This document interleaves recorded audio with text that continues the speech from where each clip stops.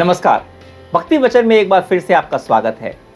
हम आज 1 थिस्सलुनीकियों के दूसरे अध्याय के पद 6 से 9 को देखेंगे। हम एक जांच सूची देख रहे हैं। हमने देखा कि क्या है जो लंबे समय तक नहीं टिकेगा। कल हमने देखा 3 उन बातों को, उन चीज़ों को जो हमेशा के लिए है, अनंत काल के लिए हैं। वो प्रेरणाएं जो अनंत काल के लिए हैं। अगर आपने ये संदेश नहीं सुना है तो ऊपर आई बटन पे क्लिक कर इसे देख सकते हैं। और आज हम इस जांच सूची में 3 और बातों को ध्यान देंगे। आइए पद 6 से 9 तक मैं आपके लिए पढ़ता हूं।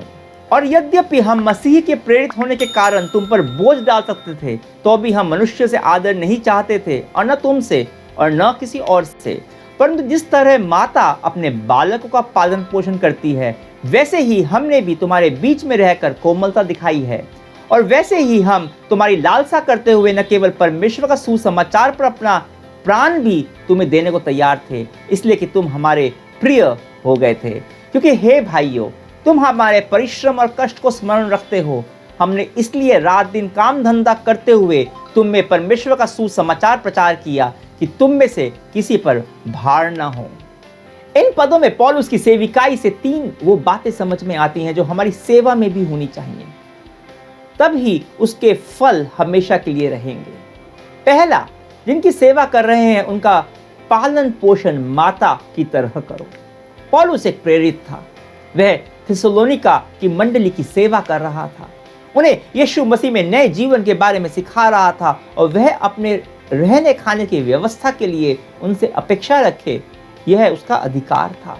पर वह यह नहीं चाहता था कि वह उन पर बोझ बने, और इसलिए उसने कभी उन लोगों से अपना अधिकार नहीं मांगा। सच तो यह है कि पौलुस अपने हाथों से परिश्रम करता था। वह तंबू बनाया करता था, और उससे जो उपार्जना होती थी, जो कमाई होती थी, उसी से वो जीवन यापन किया करता था। उसने सेविकाई को कभी अपनी कमाई का साधन नहीं बनाया। और पौलुस कहता है कि जब तक वो वहां रहा, उसने मंडली का पालन पोषण माता की तरह किया। कैसे करती है माता पालन पोषण? कोमलता के साथ। और यह था पौलुस का हृदय। अगर आप जिन लोगों की सेवा कर रहे हो, तो ध्यान रखिए, उनके आत्मिक पालन पोषण का दायित्व आपका है। दूसरों का ख्याल रखना यह कठिन काम है, और हमेशा किसी का ख्याल रखने की इच्छा और ख्याल रखने की क्रिया ये एक नहीं होते। कई बार आपको लोगों की ज़रूरतों को पूरा करना पड़ता है, जबकि ऐसा करने की इच्छा आपकी बिल्कुल भी नहीं होती। अगर आप में से कोई माता है और जो मेरे को सुन रही है इस समय, वो इस अनुभव से पक्के से गुजर चुकी होगी। सोचिए, सुबह के 3 बजे हैं और आपका नन्हा सा शिशु, आपका वो छोटा सा बच्चा रोने लगता है। शायद उसने बिस्तर गीला कर दिया है, या फिर उसे भूख लगी है।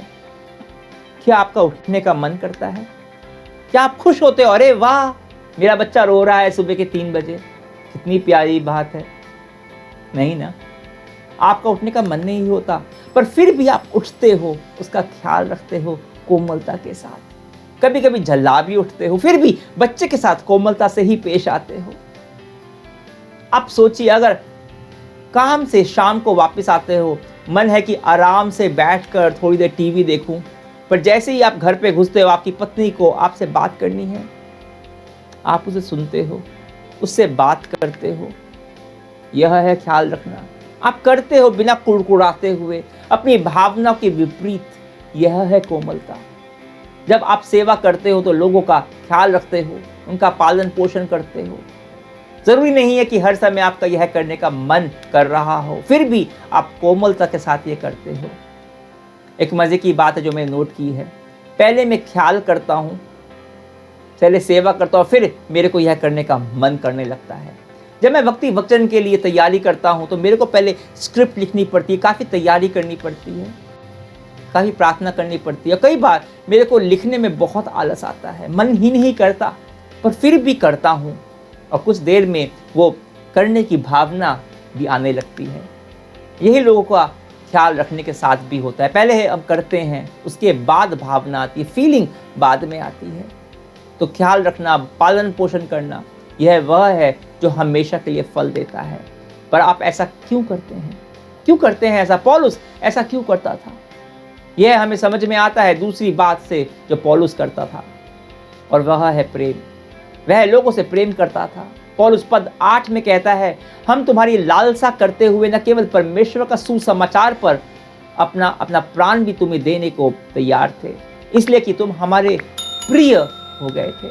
पौलुस कह रहा है तुम्हारी लालसा करते हुए, इसका मतलब प्रेम से तुम्हें चाहते हुए, कि सुसमाचार नहीं, तुम्हें अपना प्राण देने को तैयार थे। और ऐसा करने को वह तैयार था क्योंकि वे लोग प्रिय हो गए थे, प्यारे हो गए थे। उसके लिए वो लोग बहुत बहुमूल्य हो गए थे, अपने प्राण से अधिक। ऐसा प्रेम तभी होता है जब कोई बहुत बहुमूल्य हो जाता है, कीमती हो जाता है। और जब कोई बहुमूल्य हो जाता है, बहुत प्रिय हो जाता है, तो उसके लिए आप किसी भी हद तक जा सकते हो, यहाँ तक कि अपने प्राण भी आप उसके लिए दे सकते हो। मैंने एक सच्ची कहानी पढ़ी थी। एक 4-5 साल का बच्चा था, उसकी छोटी सी बहन होती है कुछ ही महीने की, और जब पहली बार उसने अपनी नन्ही सी बहन को देखा था तो वो उसे इतनी प्यारी लगी, उसको उसे प्यार हो गया, उसके लिए प्रिय हो गई। अब इस नन्ही सी बच्चे को कोई खून की बीमारी थी और खून बदलना बहुत ज़रूरी था, नहीं तो वो मर सकती थी। अब उसके भाई को भी वही बीमारी थी, पर उसके शरीर में कुछ ऐसे अवरोधक क्षमता भी थी जिससे वह ठीक हो गया था। उस बच्चे का खून की जांच हुई और पाया कि उसका खून उसकी बहन से मैच करता है। उसके भाई का खून ही उस बच्ची को बचा सकता था। तो भाई से पूछा गया, छोटे से 4-5 महीने के उस बच्चे से, कि क्या वो अपना खून अपनी बहन को देगा जिससे वो कि बच जाएगी वो। उस छोटे से लड़के ने थोड़ा सा सोचा और फिर तैयार हो गया। उस छोटे से लड़के को भी उसकी बहन के पास में लेके आया गया। उससे खून निकालकर उस नन्ही सी बच्ची को चढ़ाया जाने लगा। देखते ही देखते उस नन्ही सी बच्ची के चेहरे पर रंग वापस आने लगा, पर उसका भाई जो खून दे रहा था, उसका चेहरे का रंग फीका पड़ रहा था। डॉक्टर ने पूछा, क्या बात है बेटा, कुछ तकलीफ हो रही है? उस छोटे से लड़के ने बड़ी मासूमियत से धीमी सी आवाज में पूछा, मैं कितनी देर में मरने लगूंगा? कितनी देर में मैं मरने लगूंगा? बच्चे का यह प्रश्न सुनकर सब हैरान हो गए, उसकी मासूमियत पर हंसने लगे। सच्चाई तो यह है कि उस छोटे से बच्चे ने समझा था कि उसका सारा का सारा खून निकाल लिया जाएगा, उसकी बहन को दे दिया जाएगा और वो मर जाएगा, पर बहन तो बच जाएगी। पर अपनी प्यारी बहन के लिए जो उसे बहुत ही प्रिय थी, वो अपने प्राण देने के लिए भी तैयार था। यह होता है प्रेम, प्रेम जो बलिदान देने से नहीं हिचकिचाता। यही प्रेम यीशु ने किया, और पौलुस भी ऐसा ही प्रेम करता था, तभी तो वो उन लोगों के लिए प्राण देने को तैयार था। कौन है ऐसा जिससे आप ऐसा प्रेम कर सकते हो आज? यह हमारे हृदय की हर धड़कन के साथ पूछना चाहिए। हम में से कोई भी प्रेम करने में सिद्ध नहीं है, पर हम ऐसे प्रेम में बढ़ सकते हैं, वृद्धि पा सकते हैं। पर जितना हम ऐसे प्रेम में बढ़ते हैं, मैं बढ़ता हूँ, मैं इस दुनिया पर हमेशा टिकने वाला प्रभाव छोड़ सकता हूँ। तो आप लोगों का ख्याल रखते हो क्योंकि आप उनसे प्रेम करते हो, और सच में जब आप ऐसा करते हो तब आप उनके लिए कठिन परिश्रम करते हो। पद 9 में पौलुस कहता है, हे भाइयों, तुम हमारे परिश्रम और कष्ट को स्मरण रखते हो। हमने इसलिए रात दिन काम धंधा करते हुए तुम में परमेश्वर का सुसमाचार प्रचार किया कि तुम में से किसी पर भार न हो। देखिए, सेवा करना, लोगों की सेवा करना, यह अथक परिश्रम वाला काम है। दूसरों की जरूरतों को अपनी आवश्यकताओं से आगे रखना। और जब हम अपने हृदय को, अपने आप को जांच रहे हैं इस जांच सूची पर, तो हमें बता रही है कि क्या क्या है जो टिकने वाला है हमेशा के लिए, तो उसमें यह बिंदु है परिश्रम।